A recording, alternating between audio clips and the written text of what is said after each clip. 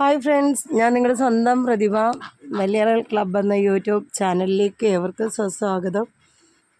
ഞാനാണെങ്കിൽ കുറേ ദിവസത്തിന് മുമ്പ് കുറേ ക്രീമിൻ്റെ ഈ പൊടിയുടെയൊക്കെ ഇത് ഞാൻ ഇട്ടായിരുന്നു. അത് തേച്ചതിൽ പിന്നെ എനിക്ക് നല്ല ഒരു ഫേസും ഇതൊക്കെ വന്നു. ഇപ്പം ഞാൻ ഒരാഴ്ചയായി ഞാനത് ഇട്ടിട്ട്.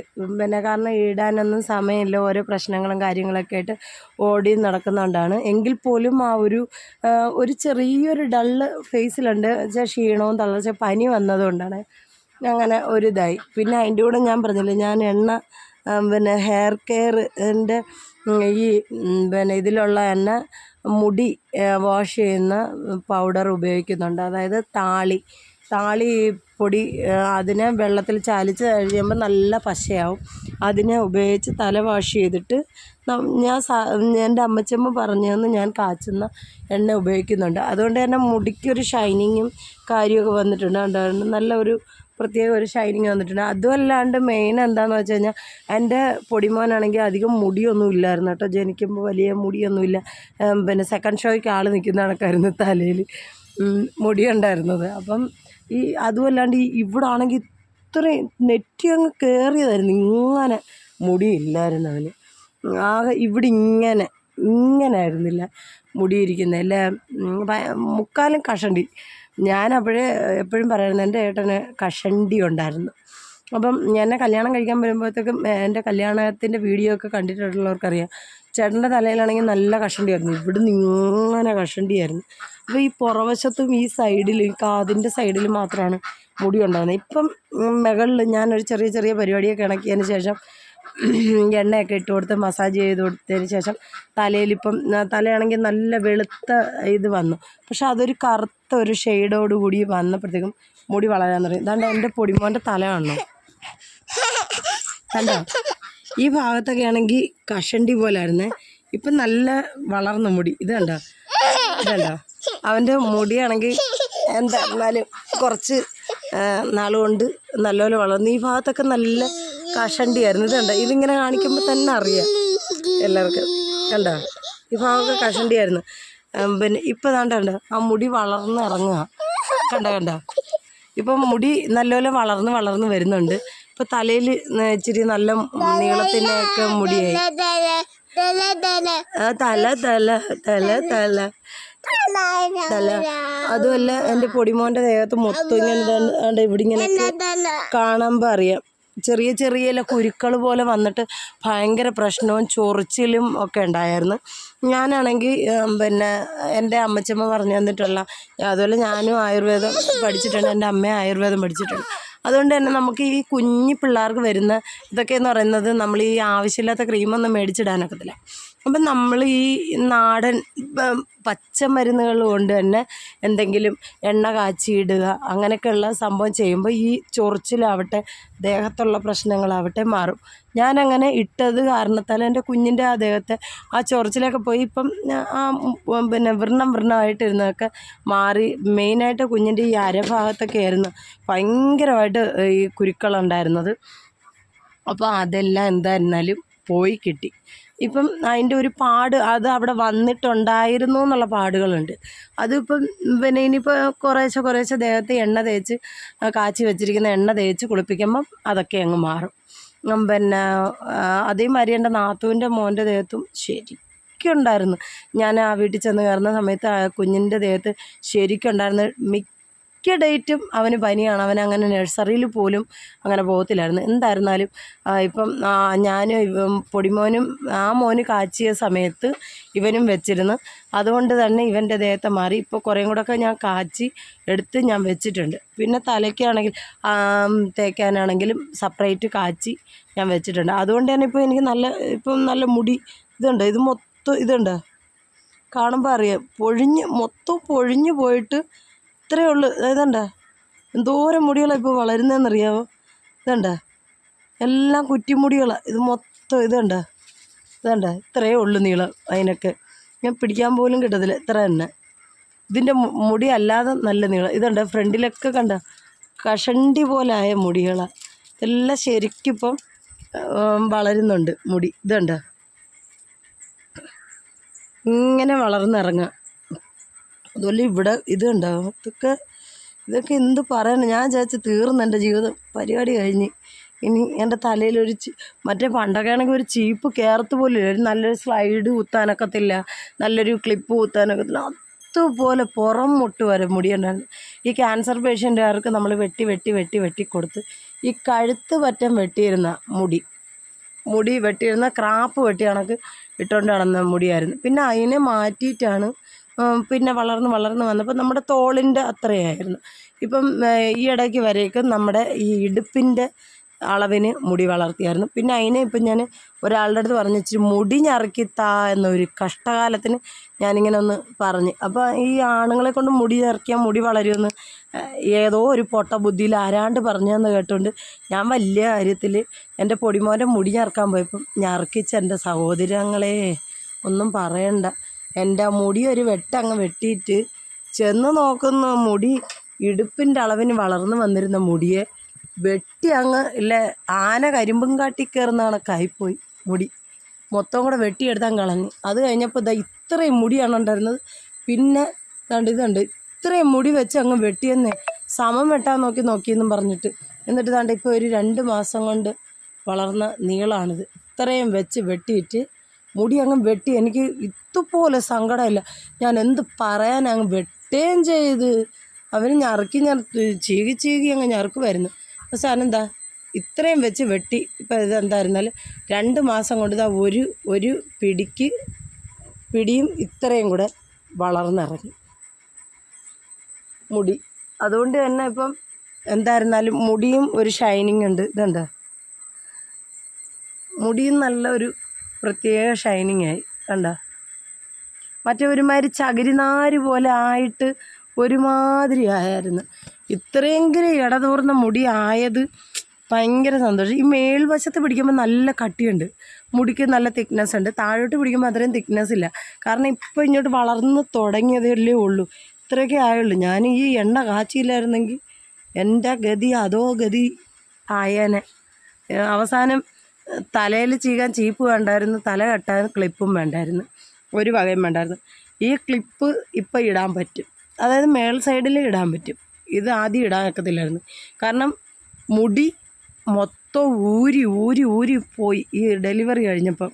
ഈ ഏതാണ്ടൊക്കെ ഇഞ്ചക്ഷനൊക്കെ എടുക്കുമല്ലോ, ഈ നമ്മുടെ പിന്നെ കുഞ്ഞിന് വളർച്ചയൊക്കെ കുറവായതുകൊണ്ട് പിന്നെ ഇതൊക്കെ ഇഞ്ചക്ഷനൊക്കെ എടുത്തപ്പോഴത്തേക്കും ആ കെമിക്കലെല്ലാം ശരീരത്തിൽ കയറിയല്ലേ, കുറേ ഗുളികയൊക്കെ കഴിക്കുകയല്ലേ, എല്ലാം കൂടെ ആയപ്പോൾ ഉള്ള മുടിയും പോയി, മുട്ടയടിച്ച് ആ കൂടെ ഇതുണ്ട് കഷണ്ടി ആയതായിരുന്നു കണ്ട. ഇതിപ്പോൾ ഇങ്ങോട്ട് മുടി വളർന്നിറങ്ങുക. അതുകൊണ്ട് തന്നെ എനിക്കിപ്പം സമാധാനമായി. പിന്നെ മുടിക്ക് ഇച്ചിരി നരപ്പൊക്കെ ഉണ്ടായിരുന്നു, അതിലിപ്പം ഞാൻ നമ്മുടെ മൈലാഞ്ചി, നാച്ചുറലായിട്ടുള്ള മൈലാഞ്ചി ആയതുകൊണ്ട് ഭയങ്കര കളറൊന്നും വരത്തില്ല, നോർമൽ കളറേ വരും. അതുകൊണ്ട് തന്നെ കണ്ട ഈ മുടിയോട് ചേർന്ന് നൈസ് കളറായിട്ട് ഇതായി. ഇപ്പം ഞാൻ സമാധാനമായല്ലോ. എല്ലാം ഇച്ചിരി ഇനി കുറേശ്ശെ ഓരോ കാര്യങ്ങൾ ചെയ്യണം. അപ്പം ഇതൊക്കെയാണ് എൻ്റെ ഇന്നത്തെ സ്ഥിതിവിശേഷം. എൻ്റെ പൊടിമോൻ്റെ തലയിൽ പിന്നെ നമ്മളിങ്ങനെ നമ്മുടെ തലയിൽ നോക്കി നീളം നോക്കുമ്പോഴത്തേക്കറിയാം, അല്ലാണ്ടാണെങ്കിൽ നമുക്ക് ഇത്രയും തിക്നെസ് വരുന്നുണ്ടെന്നൊന്നും അറിയാൻ ഒക്കത്തില്ല. എൻ്റെ പൊടിമോൻ്റെ തലയിലാണെങ്കിൽ മുടിയെന്ന് പറയുന്നത് ഇല്ല, അങ്ങും കുറച്ച് മുടിയേ ഉള്ളായിരുന്നു. എനിക്ക് ഭയങ്കര സങ്കടമായി. അയ്യോ, എനിക്ക് ശരിക്കും തിക്നെസ്സായിട്ട് മുടി വളരുന്ന എനിക്ക് എൻ്റെ പൊടിമോൻ്റെ തല എൻ്റെ ചേട്ടൻ്റെ തല പോലെ മണ്ട പൊളിഞ്ഞ് മുടിയൊന്നും ഇല്ലാതായി ആയിപ്പോയി. പക്ഷേ ചേട്ടൻ്റെ തലയിൽ മുടി വളരുന്നുണ്ട്. ഇപ്പം ഇവിടെല്ലാം ഇപ്പോൾ കുറ്റി മുടി വന്നു തുടങ്ങി, ദേഹത്തുള്ള രോമം പോലെ മുടി വന്നു തുടങ്ങി. അപ്പോൾ എനിക്ക് ഒരു വിശ്വാസമായി. മറ്റേ ഈ വഴുക്കയായിട്ടുള്ള തലയിൽ ഈ മുടി കാണത്തില്ലല്ലോ, രോമം പോലും കാണത്തില്ല. ഇപ്പോൾ രോമം പോലെ വളർന്നു വന്നിരുന്ന മുടി ഇച്ചിരി വലുതായി, കനത്തിന് നല്ല കട്ടിയിൽ വളരാൻ തുടങ്ങി. ഈ എണ്ണ തേച്ചതോടുകൂടി ശരിയായി, എനിക്ക് സമാധാനമായി. അപ്പോൾ ഇതൊക്കെയാണ് എൻ്റെ വിശേഷങ്ങൾ. അപ്പോൾ ഈ പൊടിക്കുഞ്ഞുങ്ങൾക്ക് വല്ല ദേഹത്തൊക്കെ ഈ മണ്ണനും ചൊറിച്ചിലൊക്കെ വരുന്നുണ്ടെങ്കിൽ പറഞ്ഞാൽ മതി, നമ്മൾ എണ്ണ കാച്ചി തരുന്നതായിരിക്കും. അതേമാതിരി എണ്ണ വേണമെന്നുള്ളവർക്ക് പറയാം. നമ്മൾ ഈ ഓരോരുത്തർ ഈ എണ്ണ കാച്ചിട്ട് ആൾക്കാർ 1000, 1500, 2000 രൂപ വെച്ച് മേടിക്കുന്നുണ്ട്. എനിക്ക് അത്രയൊന്നും തരേണ്ട കാര്യമില്ല. നോർമൽ റേറ്റ് തന്നാൽ മതി. എനിക്ക് പിന്നെ ഞാൻ എണ്ണ കാച്ചി നിങ്ങൾക്ക് തരാം. നിങ്ങൾ അന്തസ്സായിട്ട് തലത്തേക്ക് വീട്ടിലൊക്കെ ചെമ്പരത്തി ഇല കിട്ടും. വേണമെങ്കിൽ ഞാൻ കിട്ടാത്തവരുണ്ടെങ്കിൽ പറഞ്ഞാൽ മതി. ഞാൻ എൻ്റെ വീട്ടിൽ ഇഷ്ടം പോലെ ചെമ്പരത്തിയുണ്ട്. അതിനെ ഉണക്കി പൊടിച്ച് വേണമെങ്കിൽ തരാം. ഇല്ലെങ്കിൽ ഉണക്കി എടുത്ത് പാക്ക് ചെയ്ത് ഞാൻ കൊറിയർ അയച്ചു തരാം.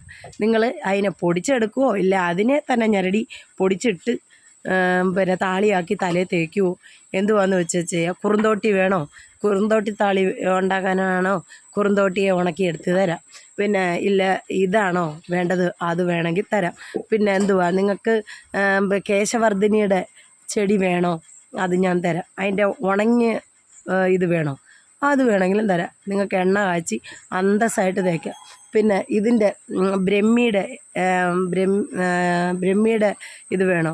എന്ത് വേണമെന്ന് പറ. എണ്ണ കാച്ചാനുള്ള സംഗതികളെല്ലാം ഞാൻ ഉണക്കി എടുത്ത് പാക്ക് ചെയ്ത് നിങ്ങൾക്ക് അയച്ചു തരുന്നതായിരിക്കും കേട്ടോ. പിന്നെ ഒരു കാര്യമുണ്ട്, ഉണങ്ങാനുള്ള ഒരു സമയം സാവകാശം എനിക്ക് തന്നാൽ അത് ഞാൻ ഉണക്കി എടുത്ത് നിങ്ങൾക്ക് പറയുന്ന അഡ്രസ്സിൽ നിങ്ങളുടെ ഫോൺ നമ്പർ, പേര്, സ്ഥലം, അഡ്രസ്സ്, അതിൻ്റെ ഡീറ്റെയിൽ എല്ലാം അയക്കുവാണെങ്കിൽ ഞാനത് നിങ്ങൾക്ക് അയച്ചു തരുന്നതായിരിക്കും. ഓക്കെ, അപ്പോൾ ഇതൊക്കെയാണ് എൻ്റെ വിശേഷം. Okay, bye bye, Tata. നിങ്ങൾക്ക് ഇഷ്ടമാവണമെങ്കിൽ ലൈക്ക് ചെയ്യുക, ഷെയർ ചെയ്യുക, സപ്പോർട്ട് ചെയ്യുക, പിന്നെ സബ്സ്ക്രൈബ് ചെയ്യുക. പിന്നെ ഒരു കാര്യമുണ്ട്, ഇവിടെ ഇരുന്ന് കഴിയുമ്പോഴത്തേക്കും നമ്മൾ വലിയ പണക്കാരൊന്നുമല്ല, സാധാ ഒരു ഇതാണ്. അപ്പം ഓല മേഞ്ഞ അടുക്കളയാണ്. അടുക്കളയെന്ന് പറയുമ്പോൾ നിങ്ങളുടെ തൊട്ട് വലിയ ടൈൽസ് ഇട്ട് വലിയ ഇതിലൊന്നുമല്ല. അതാണ്ട് കുഞ്ഞൊരടുപ്പിനകത്തിരുന്ന് പാചകം ചെയ്യുകയാണ് എൻ്റെ പുന്നാരമ്മ. ഇനി കഞ്ഞി വയ്ക്കണം. ഇപ്പം മഴയൊക്കെ ഉണ്ട്. രാവിലെ എന്നും കുറച്ച് കഞ്ഞി വെച്ച് ചോറ് വെച്ചിട്ട് വൈകിട്ട് ഇച്ചിരി ചൂടോടുകൂടി തിന്നാൻ വേണ്ടി അതിനുള്ള സെറ്റ് ഉണ്ടാക്കിയാണ് ഇപ്പോൾ പതിവ്. അല്ലാണ്ട് നമ്മൾ ഒന്നിച്ചെടുത്ത് വെക്കാറില്ല. ഒന്നിച്ചെടുത്ത് വെച്ചാൽ പ്രശ്നമാവും. എന്ന് വെച്ച് കഴിഞ്ഞാൽ ചീത്തയായി. ഇപ്പോൾ ഒരുമാതിരി തണുത്തിട്ട് ചീത്തയാവുമല്ല, തണുത്ത് ഐസ് പോലെ ആയിക്കഴിഞ്ഞാൽ ശരി വരത്തില്ലല്ലോ. ചൂടോടുകൂടി ഇച്ചിരി ആഹാരം കഴിക്കുന്നതായിരിക്കും ഏറ്റവും കൂടുതൽ നല്ലത്.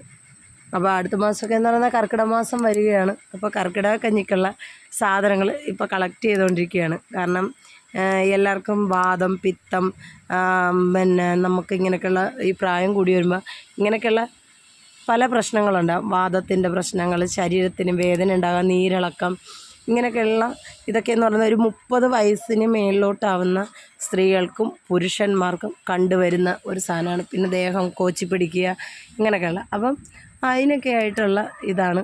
ഇനി അങ്ങനെ എടുത്ത് ഉണക്കി നല്ല ഫ്രഷ് ആയിട്ടുള്ള സാധനം, ആടൊന്നും കഴിക്കാത്തതല്ല, ആടൊന്നും പിച്ച് തിന്നിട്ടില്ലാത്ത പുതിയ ചെടികൾ നോക്കിയെടുത്ത് എങ്ങനെങ്കിലും ഒരു നിഴലിലിട്ട് വേണം അതിനെ ഉണക്കിയെടുക്കാൻ. എന്നുവെച്ചാൽ ഓവർ വെയിലും പാടില്ല, എന്നാൽ നേർത്തൊരു വെയിൽ അതിന് കിട്ടുകയും വേണം.